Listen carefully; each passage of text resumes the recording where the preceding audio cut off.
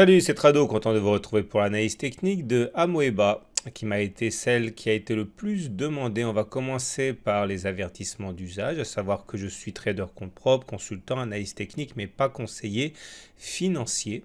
Ça signifie qu'il ne faut pas prendre ce qui suit comme une incitation à acheter ou à vendre. Pour le faire, il faudrait que je connaisse votre situation, votre profil d'investisseur, ce qui n'est pas le cas.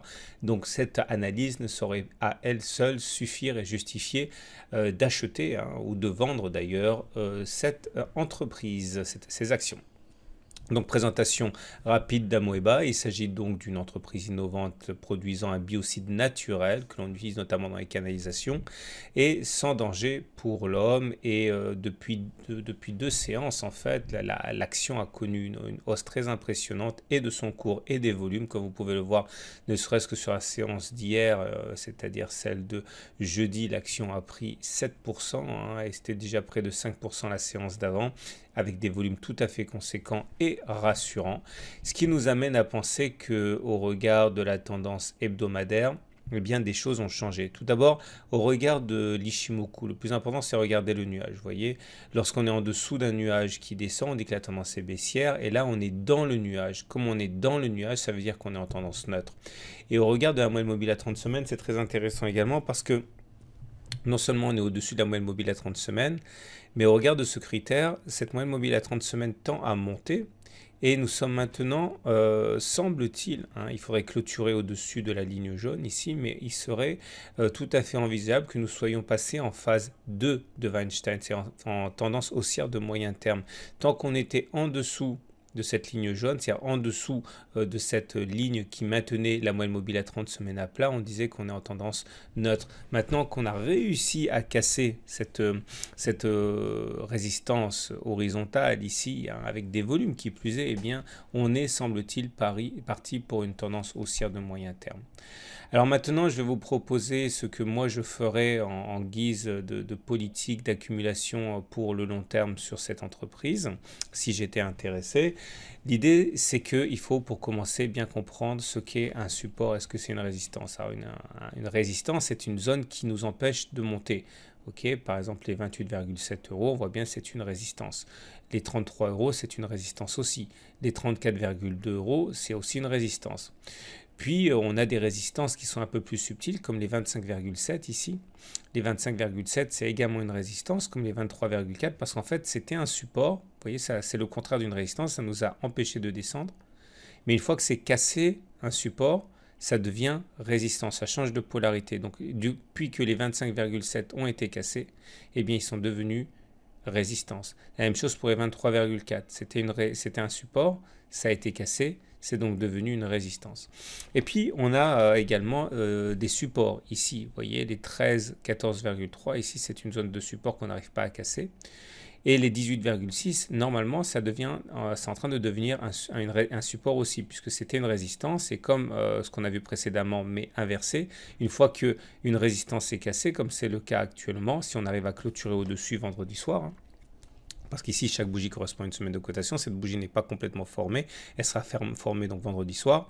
Eh bien, si on arrive à clôturer au-dessus, eh bien, ces 18,6 là deviennent donc support après avoir été résistance. Et il semble également qu'on soit en train de se mouvoir dans ce qui va devenir un canal ici en bleu. Donc, si on applique la méthode d'accumulation rationnelle, celle que je vous propose d'ailleurs, si vous le voulez, d'acquérir sur le blog, eh bien, l'idée, c'est qu'il faut rentrer en plusieurs fois, pas en une fois, jamais.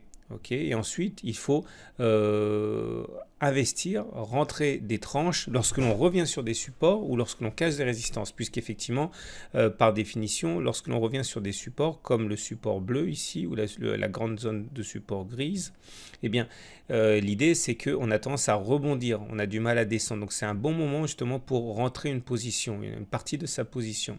À partir de là, un retour sur les 13, enfin les 14,3 ou un retour sur la zone bleue ici pourrait être une zone intéressante pour augmenter son investissement, comme il peut être intéressant d'augmenter et de rentrer une part de son investissement en cas de clôture au-dessus d'une résistance.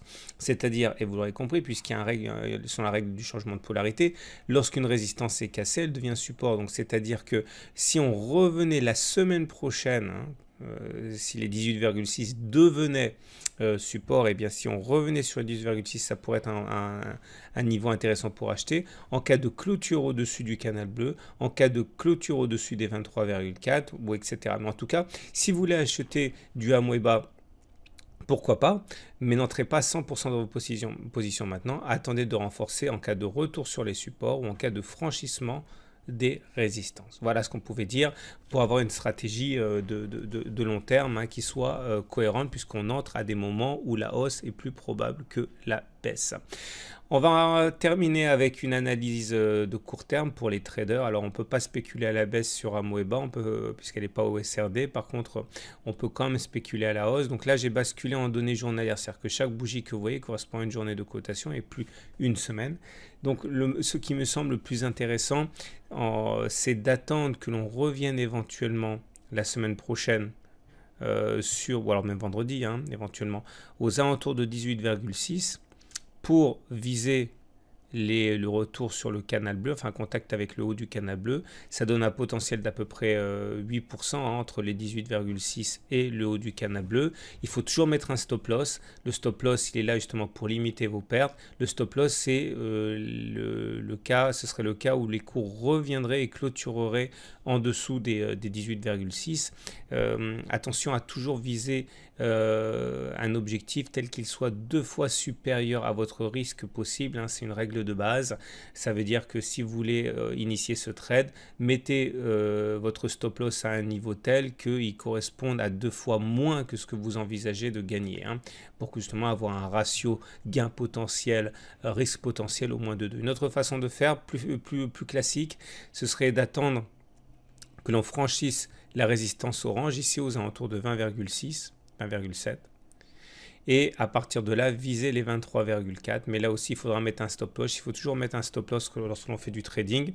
Et ce stop loss devra être mis en cas de retour et de clôture en dessous de l'horizontale orange. Et là aussi, plus que jamais, il faut entrer à un moment tel que ce que vous risquez de gagner, à savoir entre le moment où vous achetez et les 23,4, soit au moins 2 fois supérieur à ce que vous risquez de perdre, à savoir entre le moment où vous avez acheté et le stop loss qui sera nécessairement situé en dessous de l'horizontale orange. Voilà ce qu'on pouvait dire pour l'analyse de Amoeba. J'espère que ça vous a été utile et je vous donne rendez-vous tous les jours pour d'autres analyses techniques sur le site.